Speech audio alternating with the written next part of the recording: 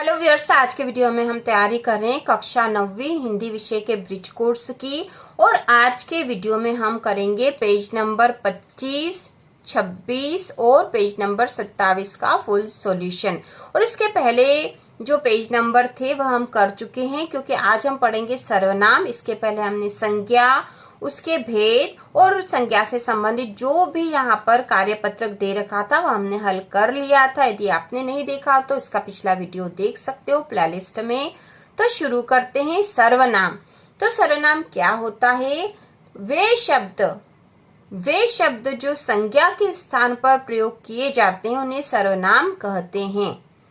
सर्वनाम क्या होता है? वे शब्द जो संज्ञा के स्थान पर प्रयोग किए जाते हैं उन्हें सर्वनाम कहते हैं।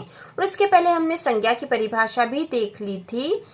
इसका शाब्दिक अर्थ है सबका नाम। ठीक है, सर्वनाम सर्वधन नाम से बना है सर्वनाम शब्द, और इसका अर्थ है सबका नाम।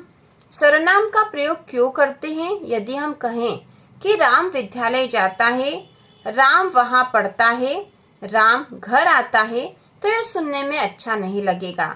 इसके स्थान पर हम कहें कि राम विद्यालय जाता है, वह वहां पढ़ता है और फिर घर आता है, तो यह लिखना उचित होता है। तो हमने हर बार राम शब्द का प्रयोग नहीं करके वह का प्रयोग कर लिया है, तो यही सर्वनाम है। अब यहाँ उदाहरण है इसके। मैं, तुम, वह, आप, कोई, यह, वे, ये, हम आदि, ये सर्वनाम के उदाहरण हैं। अब हम देखेंगे सर्वनाम के भेद। तो सर्वनाम के भेद देखने के पहले एक बार फिर से देख लेंगे कि सर्वनाम किसे कहते हैं। तो वे शब्द जो संज्ञा के स्थान पर प्रयोग किए जाते हैं उन्हें सर्वनाम कहते हैं। उदाहरण के रूप में यहाँ राम का दे रखा था कि राम विद्यालय जाता है, राम वहां पढ़ता है। तो राम शब्द जो है क्या है? संज्ञा है। किसी का नाम जो है संज्ञा है। अब हम इसी को इसी प्रकार लिख सकते थे कि राम विद्यालय जाता है और वह वहां पढ़ता है, तो राम के स्थान पर हमने वह शब्द प्रयोग कर लिया। तो जो वह शब्द है वह क्या है? सर्वनाम है। तो उदाहरण हमने देख लिए हैं, जैसे मैं, तुम, वह, आप, कोई, यह, वे, ये, हम आदि। अब हम देखेंगे इसके भेद। तो हिंदी व्याकरण में सर्वनाम के मुख्य 6 भेद माने जाते हैं। ठीक है, 6 भेद या प्रकार है इसके। तो देखो कौन कौन से हैं। पुरुषवाचक सर्वनाम, निश्चयवाचक सर्वनाम, अनिश्चयवाचक सर्वनाम, इसके बाद है संबंधवाचक सर्वनाम, प्रश्नवाचक सर्वनाम और निजवाचक सर्वनाम। अब इनको डिटेल में भी हम देख लेंगे। आपकी बुक के पेज नंबर 26 पर हम स्टडी कर रहे हैं और यहाँ पर हम सर्वनाम के भेद देखेंगे।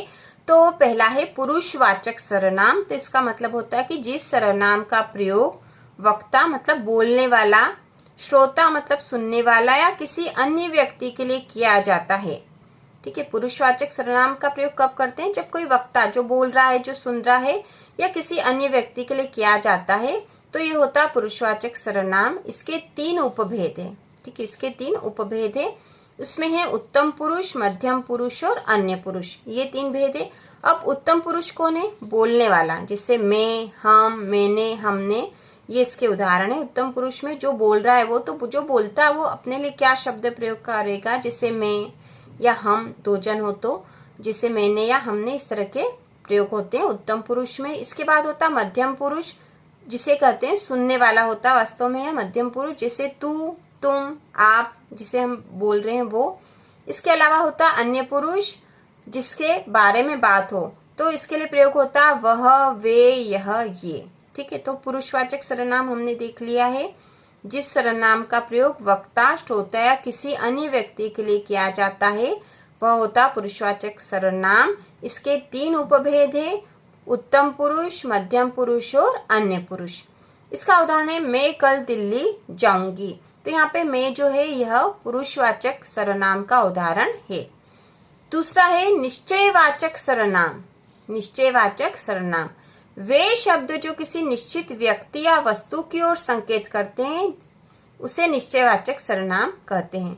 वे शब्द जो किसी निश्चित व्यक्ति या वस्तु की ओर संकेत करते हैं, जैसे यह, वे, ये आदि।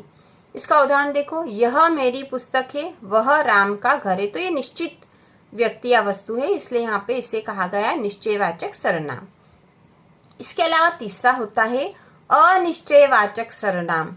जिन शब्दों से किसी निश्चित व्यक्ति या वस्तु का बोध नहीं होता। ठीक है, निश्चित वस्तु या व्यक्ति नहीं है तो देखो उदाहरण से पता चलेगा। कोई, कुछ, तो कोई कहेंगे तो हमें पता नहीं चलेगा कि कौन है यहाँ पर, तो ये अनिश्चयवाचक सर्वनाम के उदाहरण हैं। इसके उदाहरण देखो, दरवाजे पर कोई खड़ा है। अब कोई खड़ा में कोई भी हो सकता है, तो ये अनिश्चय वाला शब्द है, इसलिए अनिश्चयवाचक सर्वनाम के उदाहरण है। दाल में कुछ काला है, तो कुछ शब्द जो है अनिश्चयवाचक सर्वनाम का उदाहरण है। इसके बाद चौथा है संबंधवाचक सर्वनाम। तो इसमें हम देखते हैं इसकी परिभाषा। वे शब्द जो वाक्य में किसी दूसरी संज्ञा, उदाहरण या सर्वनाम से संबंध बताते हैं, ये अक्सर जोड़े में आते हैं, जैसे जो, सो, जैसा, वैसा, जिसकी, उसकी। उदाहरण देखो, जो मेहनत करेगा सो पास होगा, ये संबंधवाचक है। तो जो और सो जो क्या है, संबंधवाचक सर्वनाम के उदाहरण है। जैसी करनी वैसी भरनी, तो ये संबंधवाचक सर्वनाम के उदाहरण है और ये अधिकतर जोड़े में आते हैं इस तरह से। इसके बाद जो पांचवा सर्वनाम है वो प्रश्नवाचक सर्वनाम है। तो नाम से ही पता चल रहा है कि प्रश्नवाचक शब्द होंगे यहाँ। जिन सर्वनाम शब्दों का प्रयोग प्रश्न पूछने के लिए किया जाता है, जैसे कौन, क्या, कब, कहाँ, कैसे, तो ये प्रश्नवाचक सर्वनाम के उदाहरण हैं। अब इसका एक वाक्य में उदाहरण देख लेंगे। कमरे में कौन बैठा है, तो यहाँ पे कौन जो है यह प्रश्नवाचक सर्वनाम है। तुम्हारे पास क्या है, तो यहाँ पे क्या क्या है, प्रश्नवाचक सर्वनाम का उदाहरण है। इसके बाद अगला जो छठा वाला है वो है निजवाचक सर्वनाम। जिस सर्वनाम का प्रयोग कर्ता स्वयं के लिए करता है, निज मतलब स्वयं ही होता है, तो जिस सर्वनाम का प्रयोग कर्ता स्वयं के लिए करता है, जैसे स्वयं, खुद, अपने, आप ही, तो ये निजवाचक सर्वनाम के उदाहरण होते हैं। अब इसका वाक्य में उदाहरण देखेंगे। वह खुद ही चला गया, तो यहाँ पे खुद जो है ये निजवाचक सर्वनाम है। मैं अपना काम स्वयं करती हूँ, तो यहाँ स्वयं जो है निजवाचक सर्वनाम है। तो इस प्रकार से हमने सर्वनाम के प्रकार उदाहरण से ही समझ ली हैं। सर्वनाम जो है 6 प्रकार के होते हैं। पुरुषवाचक सर्वनाम, निश्चयवाचक सर्वनाम, अनिश्चयवाचक सर्वनाम, संबंधवाचक सर्वनाम, प्रश्नवाचक सर्वनाम और निजवाचक सर्वनाम। अब इसके कार्यपत्रक हम देख लेंगे। हम यहाँ देखेंगे बुक के पेज नंबर 27 पर कार्यपत्रक दे रखे हैं सर्वनाम से संबंधित। तो कार्यपत्रक 1 जो है हम करेंगे हल। यहाँ दे रखा है प्रश्न, सर्वनाम पहचान कर रिक्त स्थान भरिए। तो यहाँ रिक्त स्थान है और विकल्प भी दे रखे, इनमें से हमें ढूंढकर जो सही है वो यहाँ लिखना है। तो इसमें पहला है ने अपना काम पूरा कर लिया। तो यहाँ ऑप्शन दे रखे मैं, वह, तुम। तो हम यहाँ लिख देंगे तुमने अपना काम पूरा कर लिया। तो यहाँ लिख देंगे हम तुमने अपना काम पूरा कर लिया। इसके बाद दूसरा है दरवाजे पर आया है। क्या, कौन या आप, तो इसमें से जो सही है वह है दरवाजे पर कौन आया है। तो हम यहाँ लिख देंगे कौन। इसके बाद तीसरा है घर मेरा नहीं है। कोई, हम या वह, तो हम यहाँ लिख देंगे वह घर मेरा नहीं है। तो यहाँ आ जाएगा वह। चौथा है जैसा करेगा वैसा भरेगा। तो यहाँ ऑप्शन है जो, सो, आप, हम, यह, वह।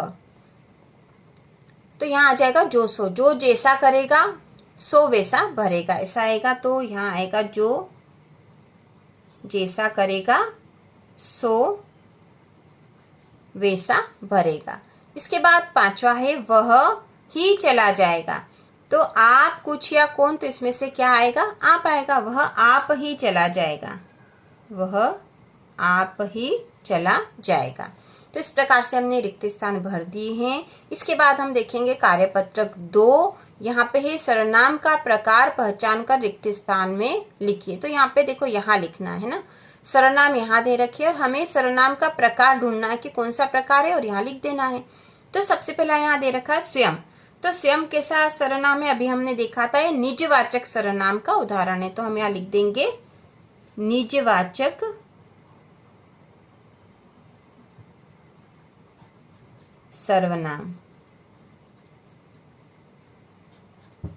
इसके बाद दूसरा है कोई। तो कोई कैसा सर्वनाम था, अनिश्चयवाचक। तो हम यहाँ लिख देंगे अनिश्चयवाचक सर्वनाम। तीसरा है जो सो, तो ये कैसा था? संबंधवाचक सर्वनाम था, हमने देखा था। तो हम यहां लिख देंगे संबंधवाचक सर्वनाम। इसके बाद चौथा है मैं हम, तो मैं और हम जो सर्वनाम के उदाहरण में आएगा वो है पुरुषवाचक सर्वनाम है ये, तो हम यहां लिख देंगे पुरुषवाचक सर्वनाम। तो इस प्रकार से हमने कार्यपत्रक पूरा कर लिया है सर्वनाम वाला, और इसके पहले के भी सारे जो कार्यपत्रक हमने कर लिए थे, आपने नहीं देखे तो देख लीजिए। और इसके आगे भी हम कक्षा 9वीं की संपूर्ण तैयारी करते रहेंगे। तो इसी प्रकार के और वीडियो देखने के लिए चैनल को सब्सक्राइब कीजिए।